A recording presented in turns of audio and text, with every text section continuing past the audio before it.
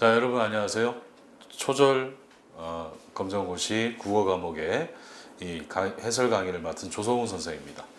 자, 이 2016년도 제2회 이 초절 검정고시 이 기출문제를 보면은 1학기 때와 마찬가지로 말하기, 듣기, 쓰기, 읽기 이렇게 교과서에 실린 4가지 영역이 골고루 출제가 됐습니다.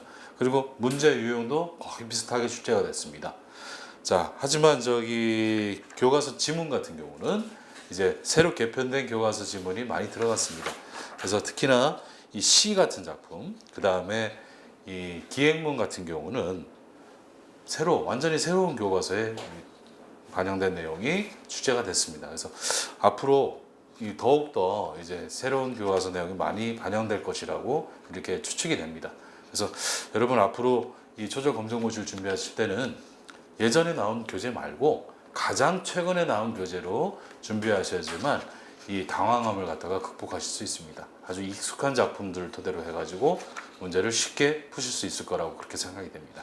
자, 그러면 그걸 염두에 두고 문제 1번부터 같이 보시겠습니다. 자, 1번입니다. 1번은 말하기에 해당하는 겁니다. 그래서 이 PPT로 만들면서 그림이 빠졌는데요. 글로 이렇게 나왔죠. 친구의 작품을 실수로 깼을 때, 그때 할 말, 기억에 들어갈 말은 뭐가 있을까? 이런 거죠. 자, 그래서 이 기억 같은 경우는 자기가 실수해가지고 친구의 이 작품을 갖다가 부셨습니다.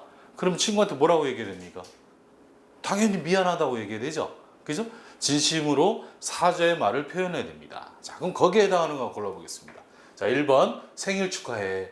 자, 친구 작품 깨트려 놓고 생일 축하해. 서프라이즈야. 큰일 납니다. 이렇게 얘기하면 칭찬해줘서 고마워. 뭐 하는 짓이죠? 누가 거기 서 있으래? 자, 이건 오히려 더 큰 싸움을 불러일으킬 수 있죠. 답은 4번이죠. 내가 실수로 그래서 미안해. 진심으로 미안하다 얘기해야 되죠. 자, 그래서 답은 4번입니다. 누구나 쉽게 푸실 수 있는 문제입니다. 자, 그럼 2번 보시겠습니다. 자, 이것도 이제 말하기, 크게 보면 말하기에 해당하는 건데요. 토의에 관한 겁니다. 토의할 때 지켜야 할 태도로 바르지 않은 것은 이렇게 나왔습니다. 자, 여기서 기본 과정에서도 충분히 설명을 드렸었는데 토의와 토론을 구별할 수 있어야 됩니다.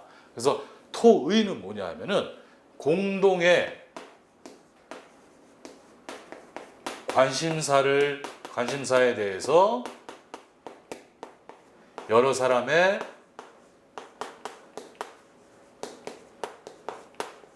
의견을 모으는 게 바로 토의입니다.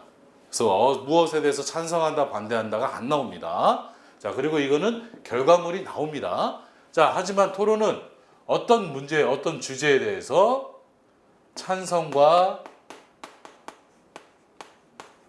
반대의 의견이 대립하는 게 바로 토론입니다. 자, 그래서 TV 보면은 시사 토론은 있어도 시사 토의는 없죠. 그죠? 공동의 논제, 주제를 가지고서 찬성과 반대 입장에 있는 사람들이 나와서 각각의 주장을 갖다가 논리적으로 근거를 제시하면서 이야기합니다. 이런 게 바로 토론입니다. 자, 그러면은 토의할 때 지켜야 할 태도로 바르지 않은 거 골라봅시다. 몇 번입니까? 첫 번째 1번. 상대방의 말을 끝까지 듣는다. 자, 이거는 토의나 토론에 참가하는 가장 기본적인 태도죠. 그 다음에 토의 주제에 알맞는 말을 해야 됩니다. 예를 들어서 토의로 수학여행을 어디로 갈 것인가 뭐 이런 토의를 한다고 했을 때 갑자기 교복을 입어야 되는가 말아야 되는가 아니면은 밥은 무엇을 먹어야 되는가 이런 거에 대해서 얘기하면 전혀 안 맞죠. 그죠? 그래서 토의 주제에 알맞는 말을 해야 됩니다. 자, 그리고 세 번째, 내 의견만 옳다고 무조건 고집한다. 자, 이렇게 얘기하다가 맞는 수가 있습니다. 자기 의견만 고집해서는 안 됩니다. 상대방의 말을 끝까지 경청하면서 그러면서 자기의 주장을 혹은 자기의 생각을 순서에 맞춰서 이야기를 해야 됩니다.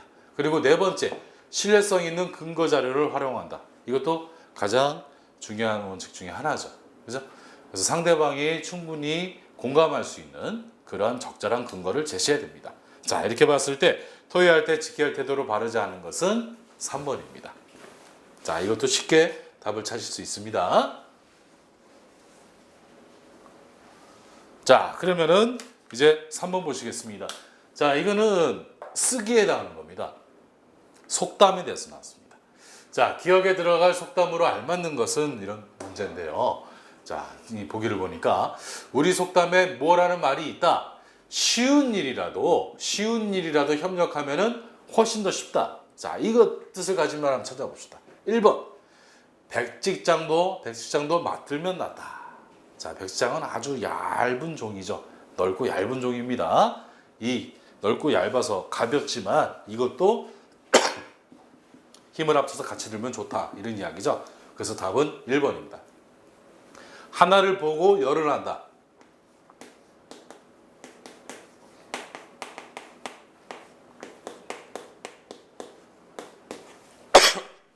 죄송합니다. 자, 이건 문일지십이라는 한자성어를 우리말로 풀이한 거죠. 그래서 한 가지를 듣고 열 가지를 안다. 그래서 아주 지식이 많은 사람, 이런 사람을 얘기하는 겁니다. 그 다음에 가는 말이 고와야 오는 말이 곱다는 바르고 고운 말을 사용해야 될 필요성에 대해서 얘기하는 거고, 낱말은 새가 듣고 반말은 쥐가 듣는다. 자, 이 말은 신중한 말, 그러니까 말을 함부로 해서는 안 된다. 뭐 남의 험담 같은 건 함부로 해서는 안 된다. 그런 의미를 담고 있죠. 자, 이렇게 봤을 때 기억에 들어가기에 가장 적절한 속담은 1번입니다. 백지장도 맞들면 낫다. 자, 그럼 4번입니다. 자, 미처친 낱말과 같은 의미로 사용된 것은, 자, 이것도 쓰기 문제고요. 어휘, 단어 문제입니다. 우리말 중에 순우리말 고유어는 다이어가 굉장히 많습니다. 다이어라는 말은 뭐냐면은 한 가지 말이 여러 가지 뜻을 갖고 있다, 이런 뜻이죠. 다이어도 많고 동음이의어도 많습니다. 그래서 동음이의어라는 것은, 동음이의어는 음은 같은데 뜻은 다른 말이 동음이의어죠. 자, 그래서 보기를 보니까 과수원에서 배를 직접 따먹었다. 자, 여기서 배는 한자로 이렇게 쓰죠. 과일입니다. 과일. 우리나라에서 제일 맛있는 과일 중에 하나인 배. 그래서 과일을 뜻하는 말입니다. 자, 그러면은 과일을 뜻하는 말을 갖다 한번 찾아보겠습니다. 1번에 배 한 척이 바다에 떠 있다. 자, 여기서의 배는 한자로 쓰면은 선자를 씁니다. 그래서 이거는 바다 혹은 강, 이런 물 위의 이동 수단, 이것이 바로 배죠. 그죠? 영어로 얘기하면 쉽이죠. 자, 그 다음에 엄마 키는 내 키의 2배이다. 자, 여기서 배는 한자로 이렇게 씁니다. 그래서 이 배는 곱의 뜻이죠. 곱하기. 뭐 1배, 2배, 3배 할 때 그 배죠. 자, 그 다음에 3번. 동생이 배가 아파 병원에 갔다. 자, 여기서 배는 한자로 이렇게 씁니다. 그래서 신체의 일부분이죠. 가슴 아랫부분. 자, 이거 배라고 그러죠. 자, 답은 4번이죠. 어제 먹은 배가 참 달고 맛있었다. 여기서 배는 한자로 이렇게 이자를 씁니다. 자, 그래서 답은 4번입니다. 기본 과정에서 이런 문제 굉장히 많이 풀었었습니다. 자, 그럼 5번 보겠습니다. 기억에 해당하지 않는 낱말은 이렇게 나왔습니다. 그래서 기억을 보니까 외래어입니다. 외래어, 외국에서 들어온 말. 자, 그래서 외래어는 다른 나라의 말이 들어와서 우리말처럼 쓰이는 낱말이다. 자, 이게 외래어입니다. 자, 그래서 1번 보니까 버스. 자, 영어로 쓰면은 버스죠. 그죠? 버스를 쓰는 우리말로 뭐라고 얘기해야 될까요? 큰 움직이는 틀, 이렇게 해야 되나요? 적당한 말이 없습니다. 그래서 버스라고 그럽니다. 그 다음에 카드. 카드도 뭐 우리말로 쓰자면은 플라스틱도 저기 영어죠. 그죠? 그럼 뭐라고 얘기해야 되죠? 편편하고 납작한 사각형 뭐 덩어리 뭐 이런 식으로 얘기해야 되는데, 자, 그러면 우리말을 풀이하자니까 너무 길어지고 장황해지고 그 다음에 뜻도 명확하지 않습니다. 그래서 단순하게 해당하는 우리말이 없기 때문에 카드라고 쓰는 거죠. 그죠? 자, 그 다음에 커피. 영어로 이렇게 쓰죠. 그죠? 커피도 쓰는 우리말을 뭐라고 바꿔야 됩니까? 없습니다. 딱히 해당하는 말이 없습니다. 자, 그래서 답은 4번입니다. 하늘. 하늘은 순 우리말입니다. 영어로 스카이, 뭐 한자로 티엔이라고 쓰는데, 중국에서 티엔이라고 혹은 텐공이라고 그러는데, 자, 순 우리말 하늘이 훨씬 많이 쓰여지죠. 자, 그래서 답은 4번입니다. 자, 그 다음에 6번입니다. 광고에서 전하려는 내용은, 이 광고에 관한 문제도 항상 나오죠. 기출문제 보면은 해마다 출제된 걸 확인할 수 있습니다. 자, 그림 대신에 밑에 있는 글자만 들어갔는데요. 이 글만 봐도 충분히 해석이 됩니다. 손을 깨끗이 씻는 것만으로도 감염병의 70%가 예방됩니다. 자, 이건 뭐 하자는 얘기입니까? 손을 깨끗이 씻자는 얘기죠. 그죠?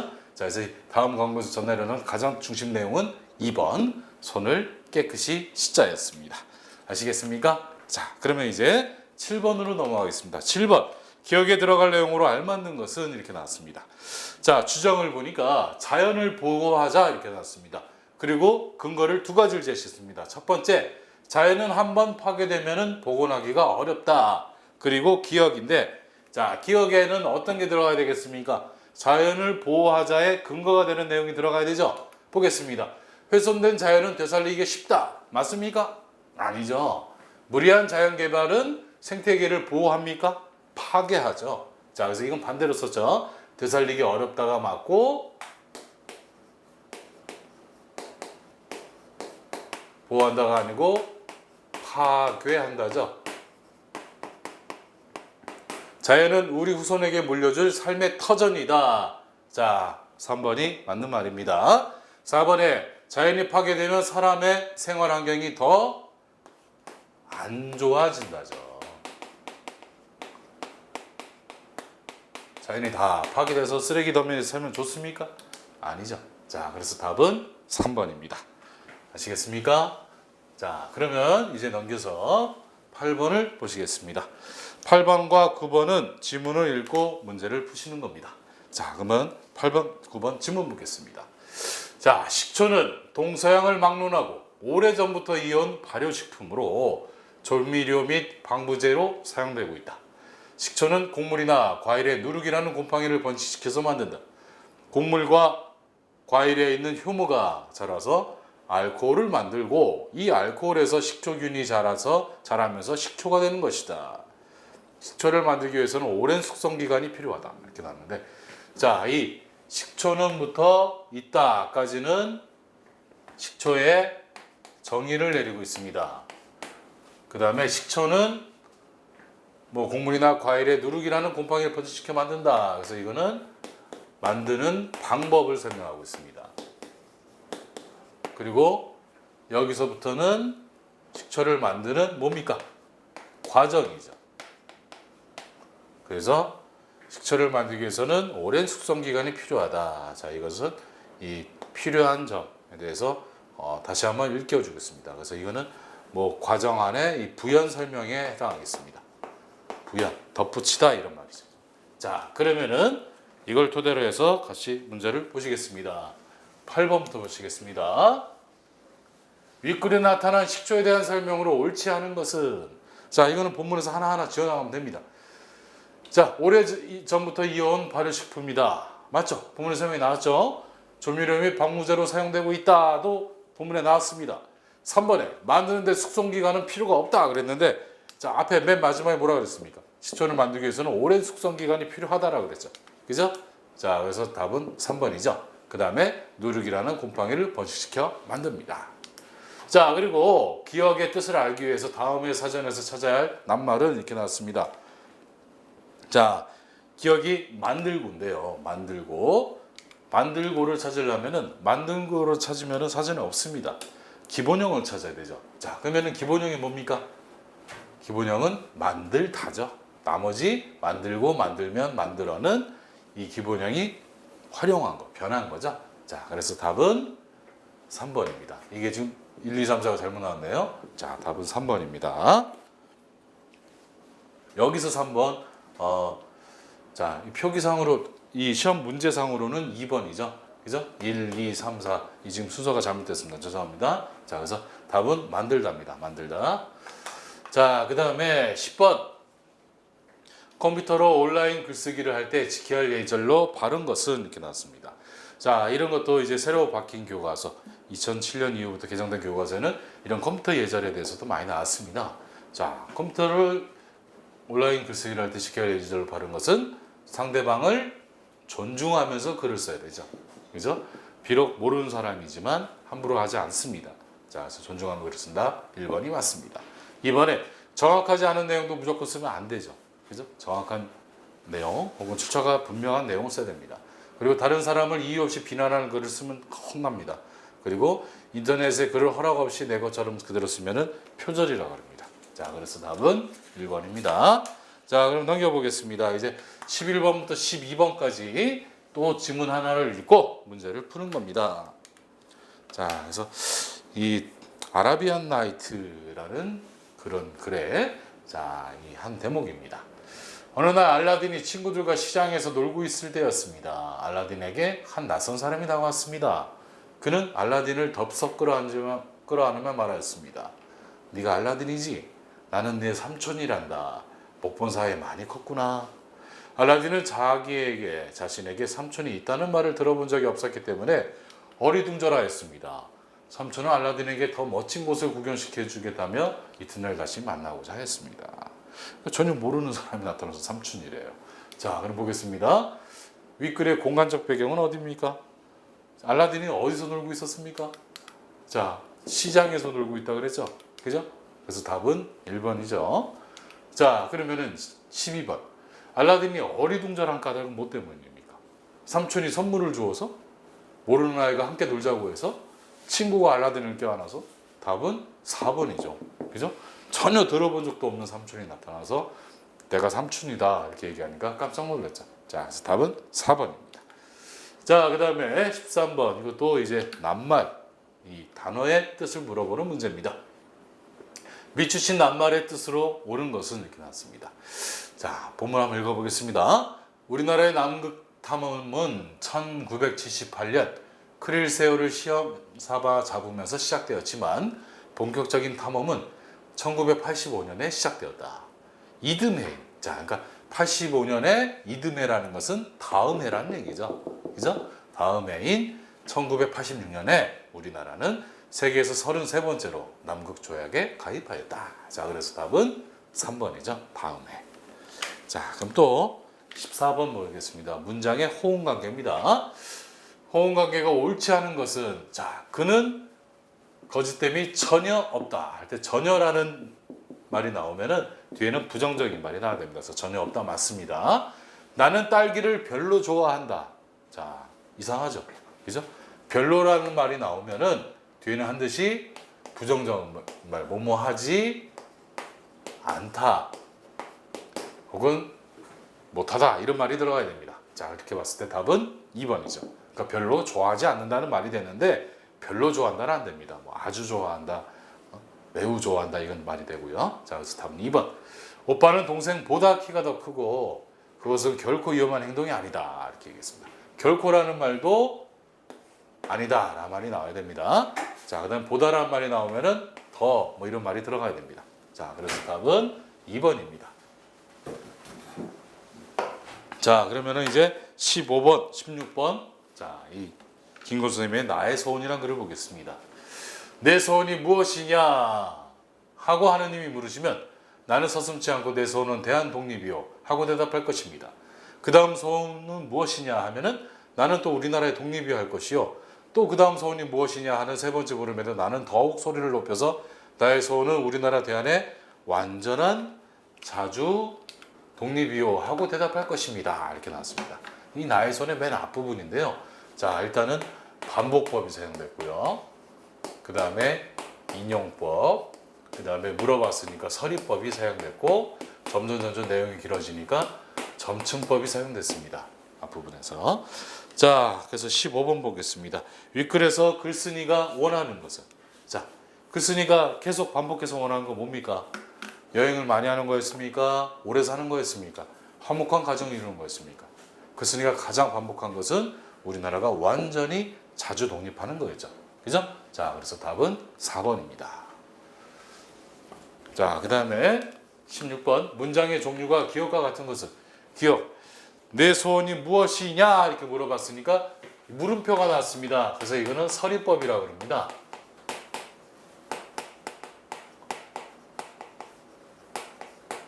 물음표가 있는 거, 다른 말로 의문문이라고도 합니다. 자, 그러면은 의문문 찾아봅시다. 물음표 들어간 거 답은 1번이죠. 영희는 어디 있니? 이거죠. 자, 외투를 입고 가거라. 이거는 명령.